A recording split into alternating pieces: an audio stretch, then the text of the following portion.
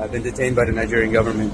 The exclusive revelation by Binance executive Tigran Gambaryan about his ordeal in Nigeria. He was detained for several months. He was even charged to court.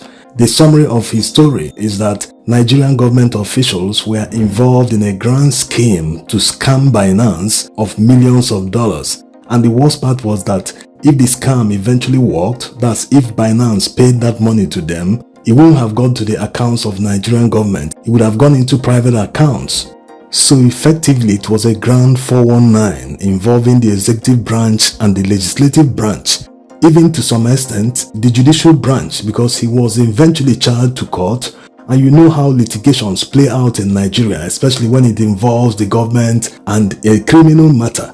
And the most shocking part of what he wrote on his verified X handle and the one published by Wired.com is the fact that the National Security Advisor, NUHU RIBADU, made it clear to him that he needs these funds, these billions, to prepare for his political ambition. Whether it is presidency or governorship, he has contested both of them. But before we continue, why should we trust Tigran Gambaryan?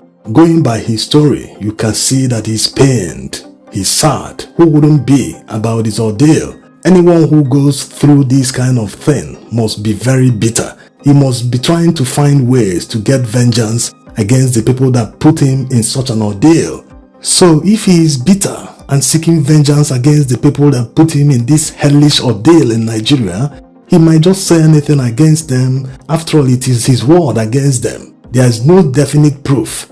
But when you look at how everything played out, you will see that there is more likelihood that he is telling the truth, because they were actually invited to Nigeria by the NSA, who represents the Nigerian government.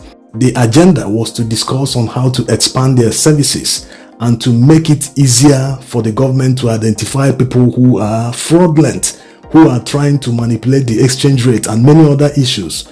So the Binance management jumped at the opportunity to directly engage with the Nigerian government. They saw it as an opportunity they must seize to expand into the Nigerian market. But the promising opportunity to expand into Nigerian market quickly turned into a nightmare for the two executives of Binance who came to Abuja. It immediately became a hostage situation because they were told that the government will never release them except they paid money. So you can see their original intention was to obtain money from Binance. Of course, they didn't tell them, because if they did, they wouldn't bother flying to Nigeria. And if they had this intention and the motive to obtain money from them, that means Tigran's story is much more likely to be true. If they had the intention of obtaining money from them, they would go to any length, because they fabricated the story about expanding into the Nigerian market and everything just to lure them to Nigeria. Just like scammers set up catfish accounts to lure potential victims before scamming them. Now, let's see more details about Tigran's revelation. According to him, state security operatives told them to endeavor to cooperate with the House of Rep members when they meet them, that it is very important that they do whatever they are told to do. So why were SSS operatives involved in the whole saga? They wouldn't have worked alone. They must have gotten permission or orders from their superiors, and their superiors ultimately got orders from the presidency. Yes, even if they committed a financial crime against Nigeria, EFCC should be able to handle that. Let's even assume that they were ordered to get into the investigation and take charge so as to report to the presidency directly or whatever happened. So you can understand that the presidency was aware that these guys were being set up in a grand scheme to extort them. Otherwise, why would the SSS operatives tell them to cooperate with the House of Rep members? And during the meeting with the House of Rep members, this time around, he named the House of Rep members. Remember when this was revealed at the time by the Binance CEO himself, when he granted an interview saying that they are not going to pay a dime to the Nigerian government without knowing if it is a fine. Whatever law they broke in Nigeria, it needs to be spelled out. Even if there is an infraction with SEC, the SEC should be able to come up with what they broke, what regulation they violated, and the corresponding fine should be defined. Just like when banks violate CBN regulations, they normally have fines for every regulation. So it means that you can't just come up with a blanket fine of maybe $150 million or $1 billion for any infraction of the regulation. Anyway, according to Tigran, during the meeting with the House of Rep members, they tried hard to make the meeting look official. They set up cameras, but they noticed that the cameras were not even powered. So eventually they demanded $150 million from Binance, and it should be paid into their personal crypto wallets, not even into the Nigerian treasury. Just like how the EU or the US government issues a fine to a company like Google, for instance, or Microsoft, the money is normally paid into the account of the government, not personal account. So it was a grand scheme by all the people involved to scam Binance of $150 million. The names of the 3 House of Rep members that negotiated directly with Tigran and his colleague are Peter Akpanke, Philip Abese, and Ginger Obinna Onwusibe. These guys were the ones that made the offer directly to Tigran and his colleague to transfer $150 million directly to their personal crypto wallets, not the Nigerian treasury. These are heavy allegations. These House members are supposed to be granting interviews by this time, denying it or telling Nigerians exactly what happened.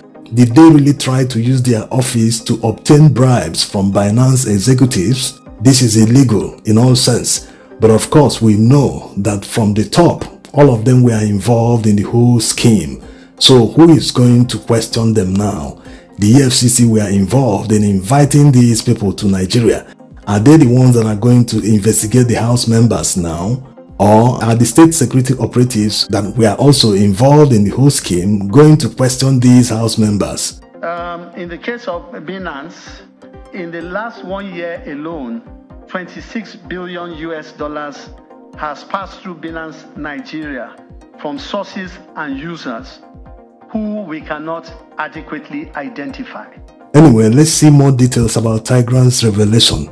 He debunked the $26 billion touted by the government at the time as money that subscribers of Binance wired out of Nigeria. Tigran said no, this amount of money stands for the total value of all transactions. That's if you buy $100 worth of crypto or USDT, whatever you call it, and you sell the same amount of money, it equals $200. All the transactions that took place within the platform at the time, everything amounted to $26 billion.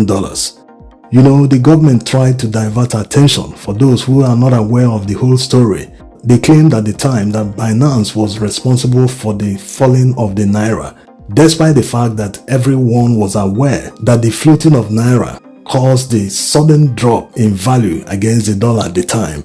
But the government, seeking a way out of the whole issue, started blaming Binance for being responsible. That was why they manufactured that story and lured them to Nigeria, and they wanted to extort them of $150 million. And like the saying goes, if one continues telling a lie for a very long time, at the time that lie will start looking as the truth. Despite the government knowing that Binance wasn't responsible, they still wanted to have the list of their subscribers. Yes. And according to Tigran, they wanted to use it to target the opposition. If they had gotten the list of their subscribers, they would have used it to target and intimidate the opposition members. Now, let's see what Tigran said about Ribadu. Quote, Ribadu emphasized that he wanted billions in payouts to fund his future political ambition.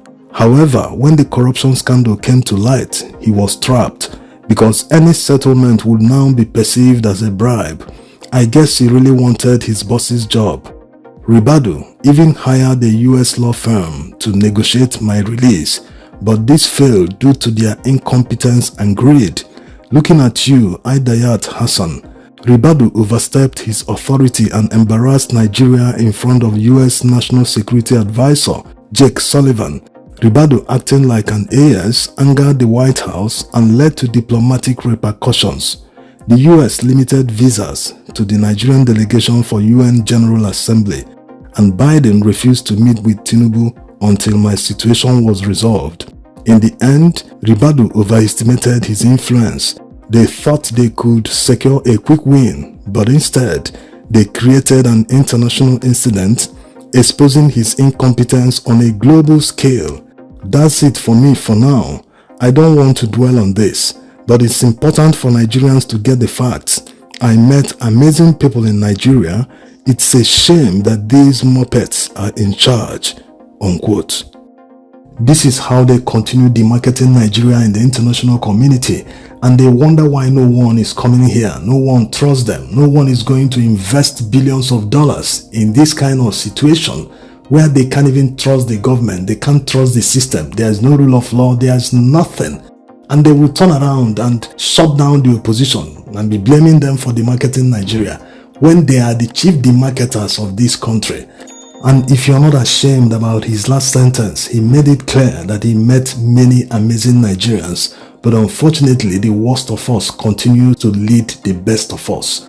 Nigerians need to take politics seriously. We need to make sure that the best of us will lead us going forward. Like already said, these are heavy allegations, especially to the person of the NSA, NUHU RIBADU.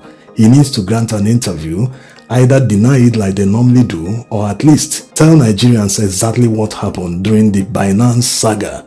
Thanks for watching.